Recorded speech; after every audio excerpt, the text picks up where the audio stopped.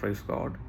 மருத்தோரில் முதற் பிறந்தவரும் பூமியில் உள்ள ராஜாக்களுக்கெல்லாம் அதிபதியுமாக இருக்கிற அன்பராம் இயேசு கிறிஸ்துவ நாமத்திலே உங்களுக்கு ஈஸ்டர் நல் வாழ்த்துக்களை சொல்லிக் கொள்கிறேன்.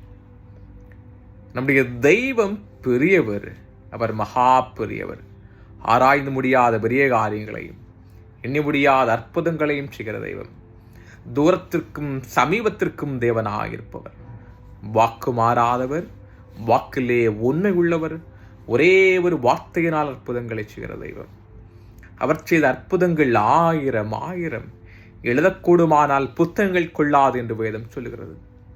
இந்த தெய்வம் இயேசு கிறிஸ்து வாழ்ந்த காலத்திலே ஏராளமான அற்புதங்களை செய்தார். குருடர்கள் பார்த்தார்கள், சப்பானிகள் நடந்தார்கள், ஊமையர்கள் பேசினார்கள், மரித்தவனும் உயிரோடு எழும்பினான். இப்படி ஏராளமான அற்புதங்களை தம் வாழ்நாளிலே தெய்வம் செய்தார். அந்த தெய்வம் இப்பொழுது அதே போல் அற்புதங்களை செய்கிறாரா? இதற்கு ஒரு சான்றாய் ஒரு சின்ன ஒரு காரியத்தை உங்களோட நான் பகிர்ந்து கொள்ளலாம் என்று ஆசையா இருக்கிறேன். ஒரு சில 2 வாரங்களுக்கு முன்பதாக பிபிசி நியூஸ் ஒரு ஆய்வறிக்கையை வெளியிட்டது.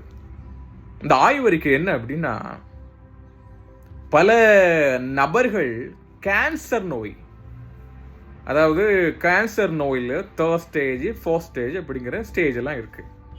இதில் பல நபர்களுடைய கேன்சர் வியாதி குணமானதை இந்த ஆய்வறிக்கை சொன்னது. ஆனால் இந்த நோய் குணமானது, ஆனால் எப்படி குணமானது என்பதை அவர்களால் கண்டுபிடிக்க முடியவில்லை. அந்த நோய் குணமானதை பார்த்து எல்லா மருத்துவர்களும் பயங்கரமா அமேஸ்ட் ஆனாங்க. எப்படி இந்த நோய் குணமானது அப்படிங்கிறத அவர்களால் அப்போ எல்லாரும் ஒரு பல தேரிகளை சொன்னார்கள். சில மருத்துவர்கள் அவர்கள் தங்கள் ஆய்வின்படி தங்கள் கருத்துக்களை முன்வைத்தார்கள். இந்த நார்மலி இப்படி ஆயிருக்கலாம், இப்படி ஆயிருக்கலாம் அப்படிங்கிற ஒரு கருத்தை சொன்னாங்க. வேறு ஒரு நபர் சொன்னார், ஸோ அந்த கேன்சர் பாதிக்கப்பட்டவர்களுக்கு ரீசெண்டாக வேற ஏதாவது ஒரு சிக்கன் பாக்ஸோ இல்லை ஒரு அம்மைய நோயோ வந்தபடியினாலே அது அவங்களுக்கு ஒரு உடல்ல ஒரு புதிய நோய் எதிர்ப்பாற்றலை தந்து அந்த கேன்சர் வியாதி போச்சு அப்படிங்கிற பல கருத்துக்களை சொன்னார்கள்.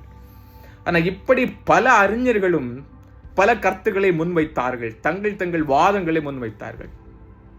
ஆனால் ஒன்றுமே நிரூபிக்கப்படவில்லை.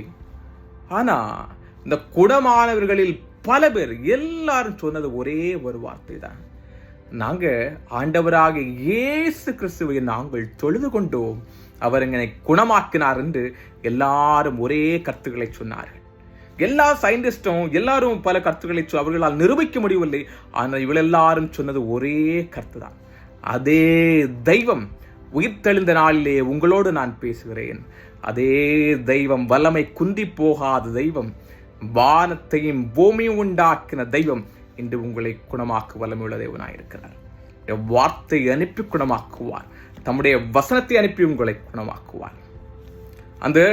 அதுல குணமானவர்களில் எல்லாரும் முக்கியமா வயதானவர்கள் இருந்தார்கள். வயதானவர்கள் அப்படின்னா இந்த கேன்சர்ல 70 வயது 80 வயது ஆண் நபர்களும் இருந்தார்கள். பொதுவா ஒரு 80-70 வயதுல ஒரு கேன்சர் நோய் சரியாகும் என்பது ஒரு நினைக்கக்கூடாத காரியம். எதனால அப்படின்னா, ஒரு 70-80 வயதுலேயே அவருடைய உள்ள அவயங்கள் எல்லாம் ஆல்மோஸ்ட் ஒரு ஏஜ்டானால அவயங்கள் பயங்கரமா ஒரு பழுதடைந்த நிலையிலே இருக்கும். ஆனால் 70 வயதிலேயும் ஒரு கேன்சர் நோயை குணப்படுத்துகிற சக்தி நம் தேவனாகிய கர்த்தருக்கு உண்டு. எத்தனை வயதானாலும் பரவாயில்லை, 90வது வயதிலேயும் குழந்தை தர வல்லவராயிருக்கிறார். 100 வயதிலேயும் தம் சொன்ன வாக்குத்தத்தை நிறைவேற்ற வல்லமை உள்ள தேவனாயிருக்கிறார். வாக்கு மாறாத தெய்வம். ஆகவே இந்த ஈஸ்டர் நாளிலே உங்களோடு சொல்கிறேன், அவர் உயிர்த்தெழுந்திருக்கிறார். அவருடைய வல்லமை குறைந்து போகவில்லை. அவர் உங்களை குணமாக்குவார். தம்முடைய வார்த்தையினாலும் வசனத்தினாலும் உங்களை குணமாக்குவார். தைரியம் உள்ளவராயிருங்கள். கர்த்தர் நிச்சயமாகவே உங்கள் வாழ்வில் அற்புதங்களை செய்வார். ஆமென்.